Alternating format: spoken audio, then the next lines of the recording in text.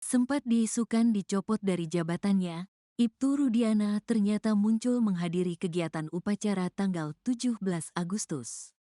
Pada video yang beredar di TikTok, Rudiana terlihat mengikuti upacara tanggal 17 Agustus di kantor kecamatan. Ibtu Rudiana mengenakan seragam polisi lengkap. Terlihat Ibtu Rudiana bertugas menjadi pembaca Pancasila. Video yang diunggah akun TikTok @takenoe itu memperlihatkan Ibtu Rudiana berdiri di depan podium. Terlihat beberapa peserta upacara mengenakan seragam dinas berwarna putih. Pembacaan Pancasila oleh Kapolsek Kapetakan Ibtu Rudiana saat momen pengibaran bendera merah putih dalam acara peringatan kemerdekaan Indonesia ke-79 tanggal 17 Agustus tahun 2024 di Kecamatan Suranenggala, Kap Cirebon. Tulis akun @takenoe. Pada video lainnya, Ibtu Rudiana juga terlihat datang ke sekolah SMK 2 hari sebelum digelar upacara. Video itu membuktikan kalau Rudiana ternyata tidak dipecat oleh Kapolri. Kehadiran Ibtu Rudiana tersebut muncul setelah kabar dia dicopot Kapolri dari jabatannya. Ia sempat menghilang setelah menjalani pemeriksaan oleh tim Sus Mabes Polri hingga dikabarkan dicopot. Belakangan diketahui, ternyata Ibtu Rudiana masih beraktivitas seperti biasa. Ayah Eki di kasus Vina Cirebon itu nyatanya masih bertugas sebagai Kapolsek Kapetakan. Ibtu Rudiana masih menjalani aktivitas sebagai Kapolsek seperti yang disampaikan pengacaranya, Pitra Romadoni. Bahkan ia terlihat mengikuti upacara HUT ke-79 RI di Kecamatan Suranenggala, Kota Cirebon. Isu Ibtu Rudiana dicopot usai diperiksa Kapolri Jenderal Listio Sigit Prabowo dibantah oleh sang kuasa hukum, Pitra Romadoni. Itu tidak benar ya dan kita pastikan hoaks, dengan adanya rilis yang telah dikeluarkan oleh Polda Jabar, bahwa terkait pencopotan itu adalah hoaks, kata Pitra dikutip tribunnewsbogor.com dari cumi-cumi.com, Minggu, tanggal 18 Agustus tahun 2024. Pitra pun mengaku hingga saat ini masih menjalin komunikasi dengan Rudiana. Bahkan Ibtu Rudiana masih bertugas sebagai Kapolsek Kapetakan. Beliau sebagaimana seorang Kapolsek menjalani aktivitasnya sehari-hari, kata Pitra lagi. Diketahui, orang pertama yang menginformasikan Ibtu Rudiana diperiksa Kapolri dan dicopot dari jabatannya yakni mantan Kabareskrim Komjen, Purn. Ito Sumardi. Menurut Ito Sumardi, Kapolri bersama penjabat Mabes Polri memeriksa langsung Ibtu Rudiana. Sebagai informasi A1, 1 minggu yang lalu Pak Kapolri bersama pejabat utama Mabes Polri itu memeriksa langsung, memanggil saudara Rudiana. Ini informasi boleh dipegang, kata Ito Sumardi. Ito Sumardi juga mengatakan kalau Ibtu Rudiana sudah tak lagi menjabat sebagai Kapolsek Kapetakan. Rudiana sudah pasti saat ini tidak menjabat lagi sebagai Kapolsek, ungkapnya.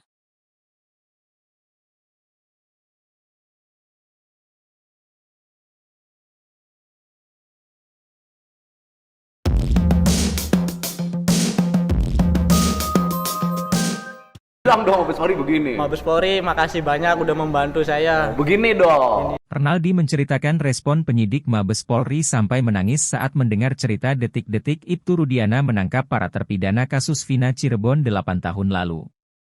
Menurut Aldi, saat pemeriksaan di Mabes Polri penyidik sampai menangis. Aldi diperiksa selama 7 jam dalam laporan polisi tentang dugaan pemberian keterangan palsu oleh AF dan Dede. Saat diperiksa, Aldi mengaku menceritakan apa yang ia alami bersama 7 terpidana lain di tahun 2016.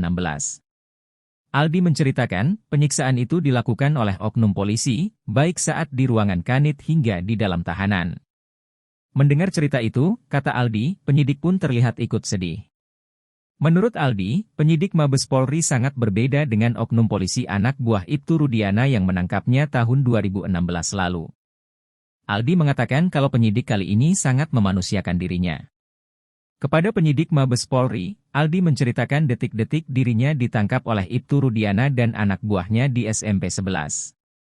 Saat itu pada tanggal 31 Agustus 2016, sekira pukul 16.30 WIB, Aldi bersama Saka Tatal hendak menyerahkan motor milik kakaknya, Eka Sandi ke depan SMP 11 Cirebon. Sesampainya di depan SMP 11, Aldi melihat ada mobil hitam dan terlihat seorang polisi berpakaian preman sedang menarik Eka Sandi. Tak hanya di depan SMP 11, pemukulan itu juga kembali terjadi saat mereka tiba di Polresta Cirebon. Sesampainya di Polresta Cirebon, Aldi mengaku dibawa ke ruang kanit dan kembali mendapat pemukulan. Di sana, Aldi dipaksa mengaku membunuh Vina dan Eki. Setelah itu, Aldi dan para terpidana lain dipindahkan ke tahanan dan terus disiksa hingga keesokan harinya. Karena tetap tidak mengaku, Aldi akhirnya dipulangkan oleh penyidik dan dikenakan wajib lapor. Hal itu diceritakan oleh Aldi kepada penyidik Mabes Polri dan sudah dituangkan dalam BAP. Menurutnya saat itu penyidik Mabes Polri juga berulang kali menanyakan soal surat penangkapan yang dilakukan Ibtu Rudiana dan anak buahnya. Kabag Penum Polri, Kombes Ardi mengatakan, hingga saat ini Mabes Polri masih terus melakukan pendalaman. Namun ia tidak membantah bahwa Mabes Polri sudah melakukan pemeriksaan terhadap sejumlah saksi. Saat ditanya terkait pemeriksaan Ibtu Rudiana, Kombes Ardi lagi-lagi meminta publik untuk bersabar. Bilang dong Mabes Polri begini. Mabes Polri makasih banyak udah membantu saya. Begini dong. Ini. Mabes Polri mah beda dengan polisi yang kamu tuh dulu. Iya Pak. Beda kan? Beda Pak. Nggak galak kan? Enggak Pak. Oh polisinya sampai sedih. Ya iya Pak, saya itu ceritain sambil nangis. Saya kayak rasa apa ya? Yang dulu-dulu Di yang video nggak kamu waktu itu? Di video Pak. Sama Mabes Polri-nya? Iya. Oh. Di video? Di video Pak. Oh, jadi Mabes Polri itu ngedengerin? Ngedengerin.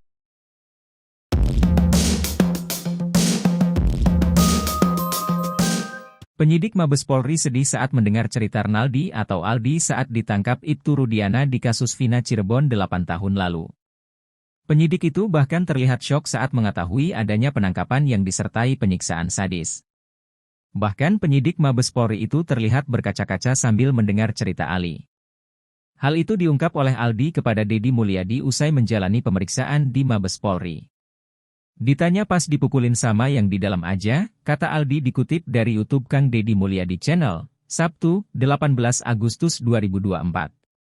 Aldi menceritakan, penyiksaan itu dilakukan oleh oknum polisi, baik saat di ruangan kanit hingga di dalam tahanan.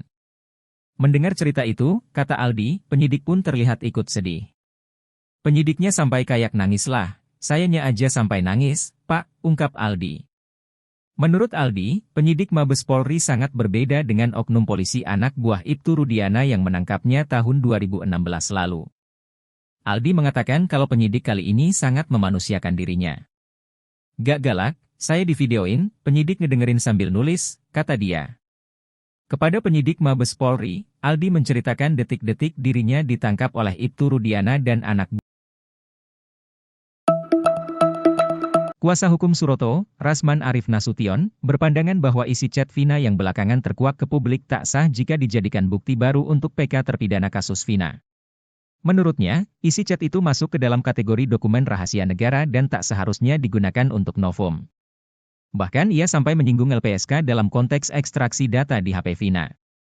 Ex-Kabareskrim Polri periode 2008 hingga 2009, Komjen Pol Purnawirawan Susno 2J merespons komentar Rasman. Susno menilai alat bukti itu bukanlah dokumen yang bersifat rahasia. Pasalnya, alat bukti itu sebenarnya sudah dilampirkan di persidangan tahun 2017. Hanya saja, Susno menduga alat bukti berupa chat sengaja tak dibacakan.